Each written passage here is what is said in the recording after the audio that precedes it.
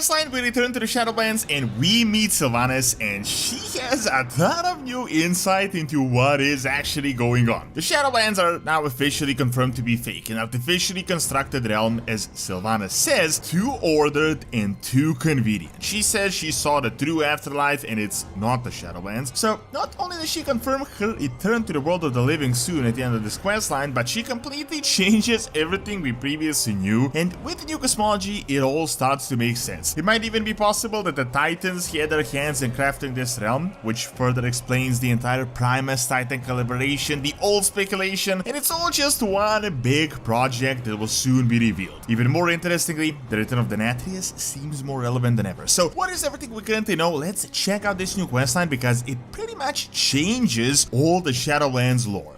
While having the best deals on the market for all games and software, Gamivo just added mobile top-ups for your favorite mobile games with the best prices that you can get with my Gamivo link in the description below. Best of all, if you use my code DORON, your discount will be even bigger, so make sure to use my link in the description and the code and check out Gamivo.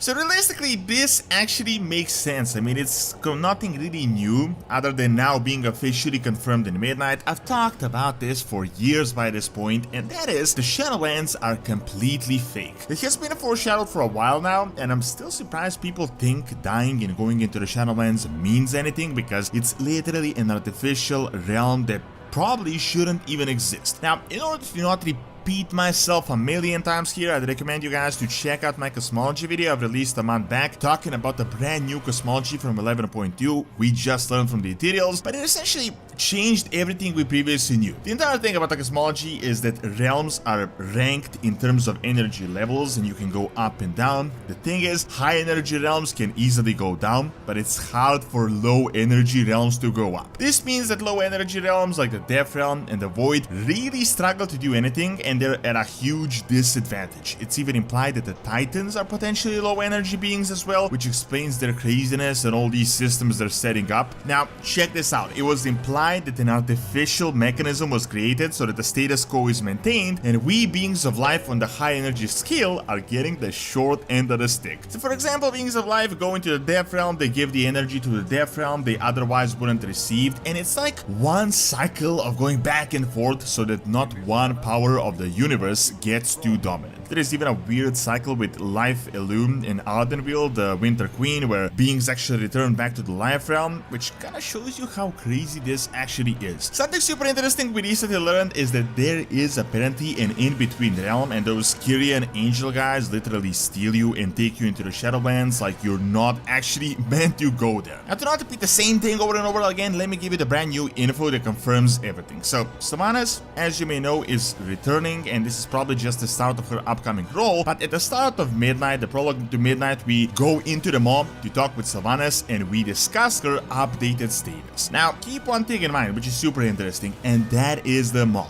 As you may know, the Maw has been confirmed to be artificial as well. We were told that this is a landmass from an unknown realm that was destroyed. The jailer just pieced everything together with those giant chains. So literally, everything about this realm is manufactured. So Erator, now into the Maw, comments that he expected the Maw to be like this alien thing, but the structures here look oddly familiar, which implies that this is manufactured. And then Sylvanas says that she has seen past the veil of actual death. There is a Shadowlands beyond the Shadowlands. Sylvanas talks about her penance, what she's doing, and Erator says that half of the souls here would rather attack you than be granted peace, and that is what she's doing. And Sylvanas says that he just doesn't understand this realm at all. He doesn't understand the Shadowlands. She's not granting them peace, she's pushing them forward. She says she's not planning to return to the world of the living at this moment, and she tells us, do you see the Maw in the Shadowlands? All of this, it's a dilemma that plagued her since the jailer's defeat. She knows death better than most, and everything is just too convenient, everything is too ordered. She doesn't regret the choices she made, but she understands why so many hate her. She tells Arator to return to Azeroth, that one day our paths will cross again, which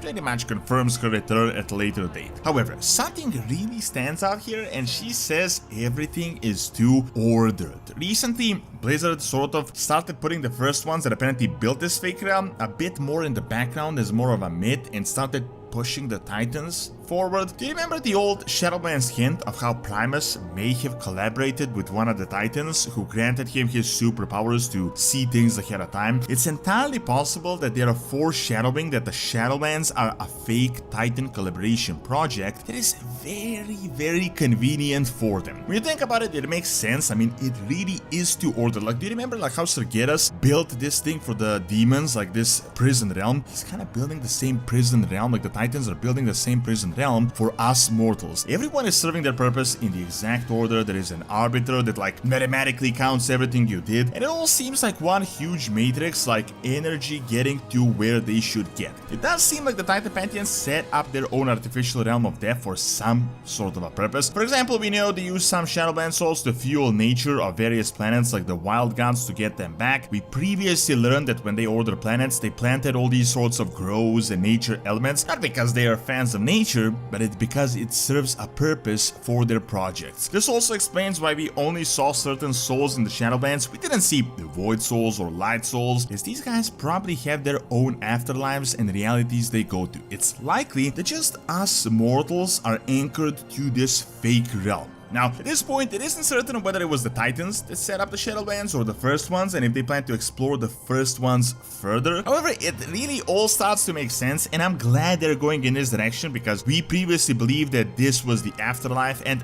nothing made sense, because what even was the point of dying if you just go into the Shadowlands, and we had seen it all? So now everything is changing. Shadowlands was built, the Maw was built, the Arbiter was built. This is no longer a speculation, it was literally just confirmed in midnight. Sylvanas, as she said, saw the true realm of death, and it is different. It isn't ordered, it doesn't work in this way. These guys are actually keeping us here in prison to power up their machinery to serve them. I'm guessing as we continue to explore this further, the entire jailer storyline will start to make more sense as well, because he may have been of the primordial realm, or he may have been manufactured in Zereth Mortis like the others, but he wanted to break this mechanism, and the internal ones didn't. This explains the entire betrayal and what was actually going on.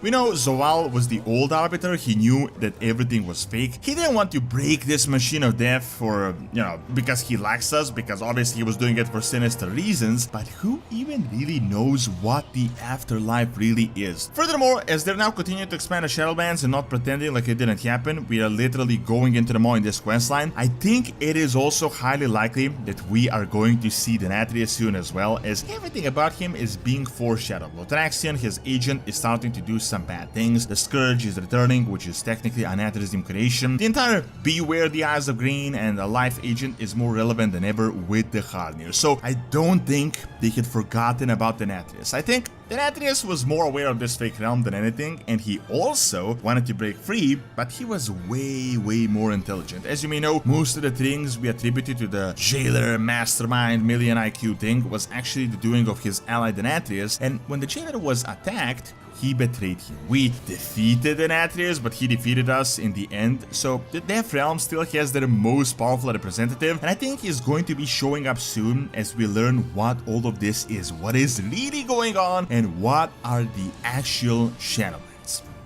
Thanks for watching. Check out how the Scourge is returning and attacking again in midnight by clicking on the screen, and check out my video on Titan lore and Greek mythology that I've actually recorded live on site in the Italian mountains by clicking on the screen as well. See you next time!